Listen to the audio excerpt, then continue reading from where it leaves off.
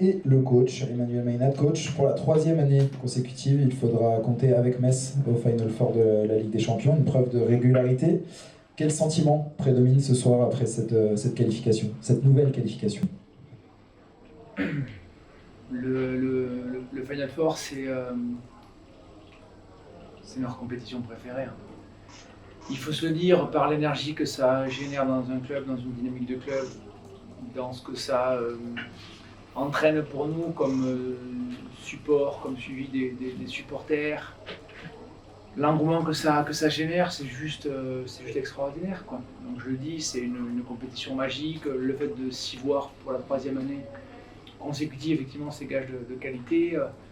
Alors, sans même parler du résultat final qui est nôtre, qui sera le nôtre, ça veut dire qu'on fait partie des 4 meilleures équipes européennes, quoi. On s'assoit à la table des équipes qui régulièrement le font. Donc c'est extraordinaire pour nous. Après, il fallait effectivement sortir le gros match. Les filles l'ont fait, donc c'est super. Tout d'abord, félicitations pour cette victoire. Pour la 3e année consécutive, c'est ce qu'on disait avec le coach. Vous êtes qualifié pour le Final Four de la Ligue des Champions.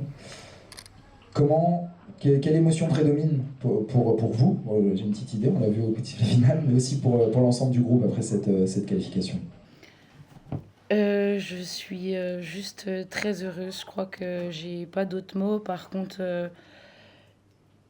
chaque année, on est très content d'aller au Final Four et je crois qu'on fait toujours un résultat, en tout cas, qui me convient pas. Donc, j'ai pas envie qu'on s'arrête là. J'ai envie de gagner cette Ligue des Champions et je crois qu'on en est capable et on va tout faire pour. Ouais, justement, tu dis que vous avez envie de gagner ce Final Four, ce qu'on comprend, c'est quoi la force de ce groupe cette année? Bien sûr qu'on a envie de le gagner. Et de toute façon, les 4 équipes qui auront envie de le gagner. Finalement, comme ce soir, tout le monde a envie d'aller à un Final Four. C'est une expérience de ouf. Qu'est-ce qui fait qu'on peut le gagner? Je crois qu'on a une équipe complète. On avance, on a eu des moments aussi difficiles en janvier. On a montré du caractère sur certains matchs et j'espère que ça sera la force de notre équipe. Et je sais qu'en tout cas, on fera tout pour continuer à travailler, à avancer. Question pour le coach. Est-ce que justement, c'est pas un peu l'année de Metz cette année, tu crois? Vous allez enfin l'accrocher celui-là?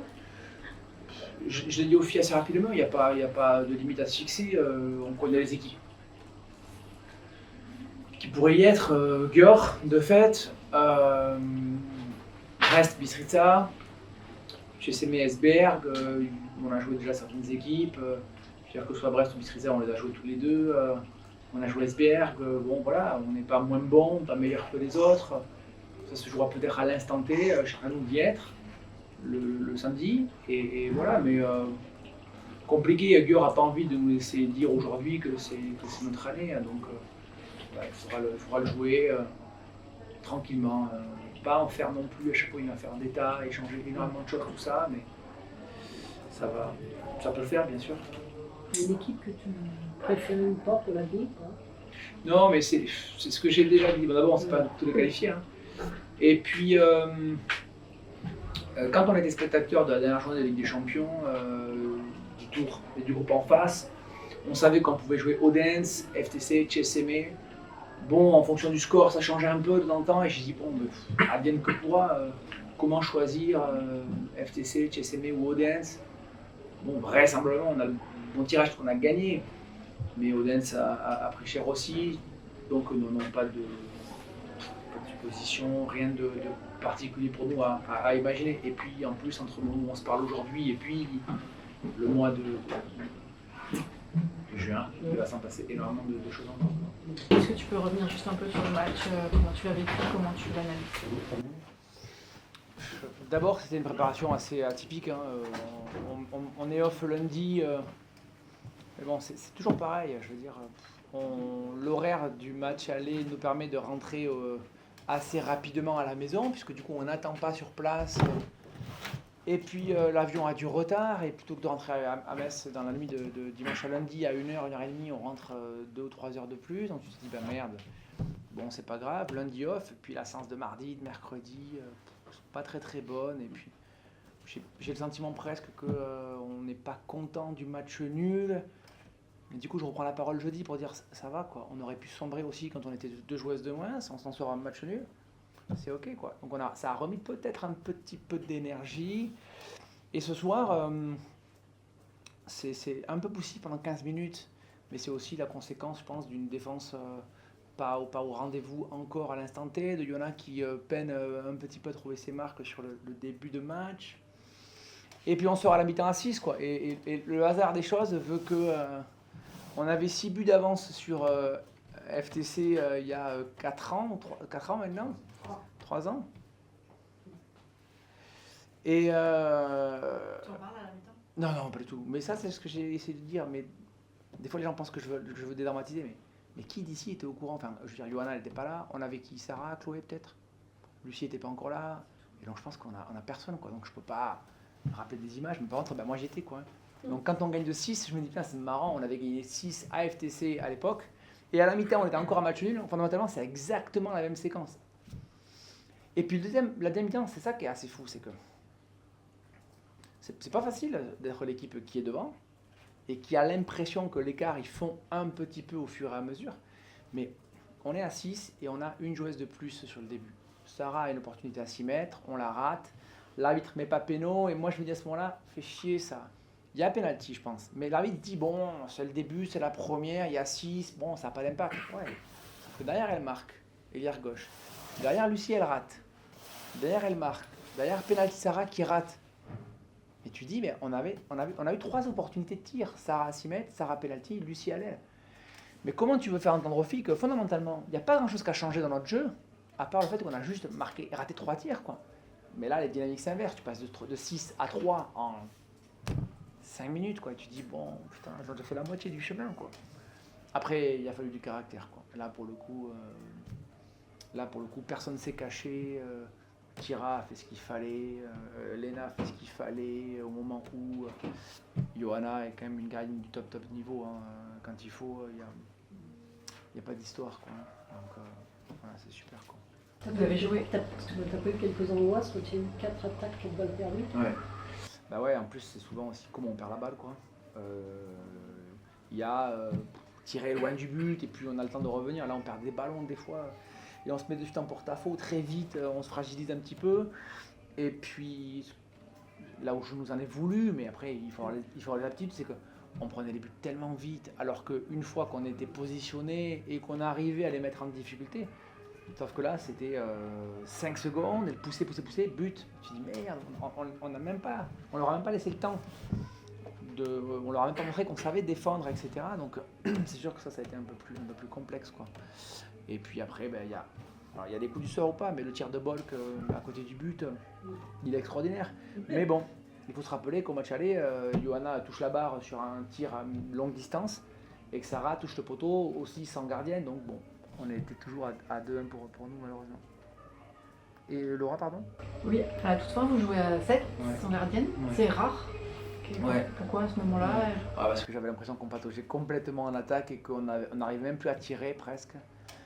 Et du coup, il y avait une crainte assez énorme de prise de responsabilité sur certains ballons et on s'est dit, bon, on n'avait pas travaillé depuis longtemps, mais je me suis dit, bon, ben, c'est maintenant ou jamais. On l'avait fait une fois contre Brest sur un ballon par ici en Coupe de France l'autre jour, en première mi-temps. Et effectivement, ben, le premier but marque, sur le deuxième, pareil, on a un penalty et Sarah le rate sur le Ragloser et je me dis, putain, incroyable quoi, alors que tu es à 3, tu te dis putain ça prend 4 là, ça peut le faire, du coup c'est à 3 et elle marque, ça fait 2, tu te dis putain, donc voilà, mais voilà, on peut le faire aussi, quoi. Coach, first of all, congratulations on your Champions League season. You were eliminated just before the Final Four. How do you explain tonight's result? Yeah, even though they are not here, then I think we should congratulate Metz with Final Four. I think it's really fair that they entered the Final Four after the season. They played a long and strong season. Manu and his team has 100% deserved to be in there. We are of course very disappointed about especially the game today in the first half of today.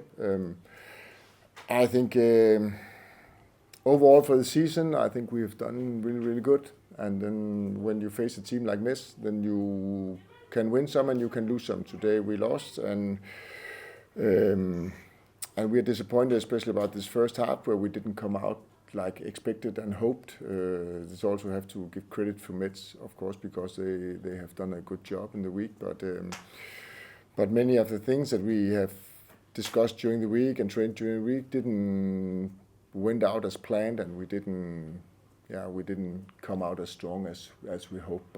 But overall for this season, even though we didn't achieve our main goal about going to the Final Four in the MM Dome in Budapest, in home side, then I think the players has done an extremely good job. We've had a lot of injuries here and there, and many of the players, except for example Petra Simon here, has been playing for a lot of minutes. So I think we've done a good job. But when we sit here and so close to the MM Dome, then I think it's the feeling inside the body is still disappointment. Thank you, coach. And now Petra Simon. Petra, I imagine you are very disappointed. What did you lack tonight to make it to the Final Four? What did you lack tonight?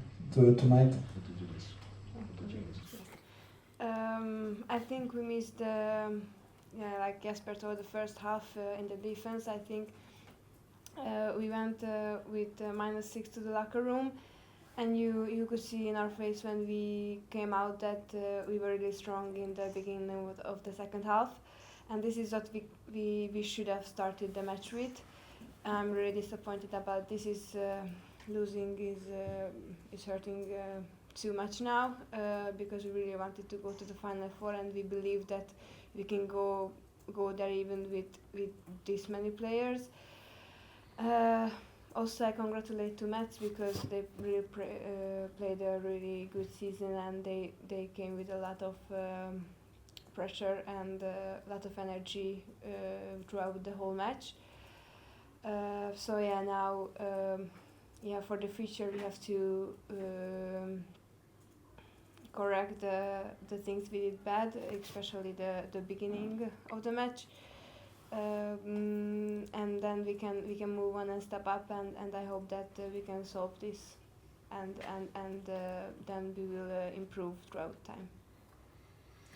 Thank you very much. Have a pleasant evening and a safe journey back to Hungary.